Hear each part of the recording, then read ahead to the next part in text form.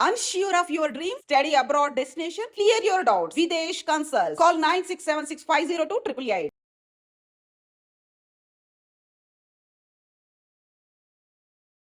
Welcome to I dream. Hyderabad వ్యాప్తంగా night మొత్తం దంచి కొట్టిన వర్షం. రాత్రి పలు చోట్ల అనుకోకుండా అంటే ఎలాంటి సూచనలు లేకుండా వర్షం అనేది రావడం జరిగింది. తెల్లవారే వరకు కూడా పలు ప్రాంతాల్లో వర్షం అనేది కొట్టడం జరిగింది. మనకు హైదరాబాద్ వ్యాప్తంగా చూసుకున్నట్టయితే జూబ్లీహిల్స్, బంజారాహిల్స్, బాల్నగర్, అమీర్పేట్, ఖైరతాబాద్, పంజాగుట్ట, సైదాబాద్ ఇలా చూసుకున్నట్టయితే హైదరాబాద్ మొత్తం మీద రాత్రంతా వర్షం పడుతూనే ఉంది. ఇప్పుడు కూడా వర్షం కొనసాగుతూనే ఉంది. అయితే ఇవాళ కూడా హైదరాబాద్ మొత్తం మీద దట్టమైన వర్షం కురిసే అవకాశం ఉందని చెప్పేసి అయితే వాతావరణ శాఖ తెలపడం జరిగింది. ఏదేమైనప్పటికీ బయటికి అత్యవసరం అయితే తప్ప బయటికి వెళ్ళకూడదనే సూచనలు కూడా చేస్తున్నారు.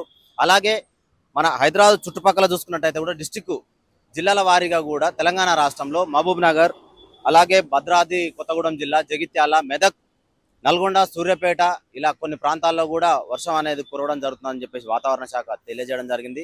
వాహనదారులైనా సరే, పాదచారులైనా సరే, బిజినెస్ కోసం బయటికి వెళ్ళే వాళ్ళైనా అత్యవసరం అయితే తప్ప బయటికి వెళ్ళకూడదని చెప్పేసి రెయిన్ అలర్ట్ శాఖ అయితే జారీ చేయడం జరిగింది. మరి కొద్ది గంటల పాటు కూడా ఈ వర్షం అనేది కొనసాగేటట్టు కనబడుతుంది. అందుకనే చూసుకొని ప్రయాణాలు చేయాలని చెప్పేసి చెప్పడం జరుగుతుంది. గమనించినట్లయితే మనం ఇక్కడ ఎల్బీనగర్ ప్రాంతంలో ఉన్నాము. ఇక్కడ కారు BMW కారు నీటిలోనే సైలెన్సర్ వరకు మునిగిపోవడం జరిగింది. దానివల్ల ఏంటంటే కారు ఇక్కడ వదిలేయడం జరిగింది అనమాట.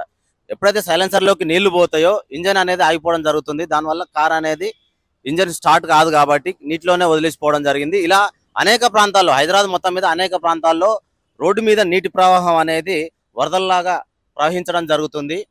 వాహనాలు ఉన్నవాళ్ళు 2 వీలర్ అయినా సరే, 4 వీలర్ అయినా సరే, ఆటో వాళ్ళైనా సరే నీటి ప్రవాహం తక్కువగా ఉందని అంచనా వేసుకొని నీటి నుంచి ప్రయాణం చేయడం ఎంత మాత్రం తగదని మనం అనుకోవచ్చు. ఎందుకంటే తక్కువగా ఉంది, మనం రెగ్యులర్గా వెళ్ళే రోడ్డే కదా అని చెప్పేసి మనం కామన్గా నేను రోజు ఇదే రూట్లో తిరుగుతుంటా, ఆఫీస్కి వెళ్తుంటా, ఇంటికి వస్తుంటా అని చెప్పేసి మనము ఒక గుడ్డి నమ్మకంతో ప్రయాణం చేయకూడదు. నీటిలో ఇరుక్కుపోతే మాత్రం వేలకు వేలు మనం ఖర్చు చేయాల్సిన అవసరం ఉంటుంది. అలాగే కార్ల విషయం, ఈ BMW కార్ ఒక్కసారి ఆలోచించుకుంటే దీనిది మినిమం సర్వీసే 20-30 వేలు ఉంటుంది, జనరల్ సర్వీస్. అలాంటిది ఇప్పుడు నీటిలో మునిగిపోయింది. ఇప్పుడు ఈ సైలెన్సర్లోకి నీళ్లు పోయి ఇంజన్లోకి వాటర్ వెళ్ళిపోవడం వల్ల ఇది జనరల్గా చూసుకున్నా కూడా ఎంత ఖర్చు అయితే ఒకసారి అంచనా వేయండి. సో దీనివల్ల ఏంటంటే ఈ వర్ష కారణంగా అంటే నిన్నమన్న ఎండలు బాగా కొడుతున్నాయి. ఒక విధంగా చూసుకుంటే ఇది ఊరటనిచ్చే విషయం అనే మనం చెప్పుకోవచ్చు. కానీ ఏదేమైనప్పటికీ నైట్ కంటిన్యూగా తెల్లవారిన దాకా వర్షం కొట్టడం వల్ల వరద ప్రవాహం అనేది రోడ్డు మీద నిలబడింది అనమాట. అంటే ఒక చిన్న కాలువల్లాగా నిలబడిపోయినాయి అనమాట. పెద్ద వెహికల్సే టైర్లు మినిమం ఒక 1 ఫీట్ 2 ఫీట్ వరకు మునుగుతున్నాయి. అంటే చిన్న చిన్న వెహికల్ 2 ఫీట్స్ అంటే ఒకసారి అర్థం చేసుకోవచ్చు మనం. చిన్న ఆటో వెళ్ళినట్టయితే కూడా 2 ఫీట్లు అంటే ఆల్మోస్ట్ గేర్ బాక్స్ వరకు వచ్చే అవకాశం ఉంటుంది. సో వాహనాలు కూడా చెడిపోయే అవకాశం ఉంటుంది. దాదాపుగా ప్రయాణికులు అయితే ఇబ్బంది పడతారు. కాబట్టి వాతావరణ శాఖ ముందుగానే హెచ్చరించింది. కొన్ని ప్రాంతాల్లో రెడ్ అలర్ట్ కూడా చేసే అవకాశం ఉందని చెప్తున్నారు. ఎంతో అర్జెంట్ అయితే తప్ప బయటికి వెళ్ళకూడదు, చూసుకొని బయటికి వెళ్ళాలి అని చెప్పేసి అయితే వాతావరణ శాఖ తెలియజేస్తుంది.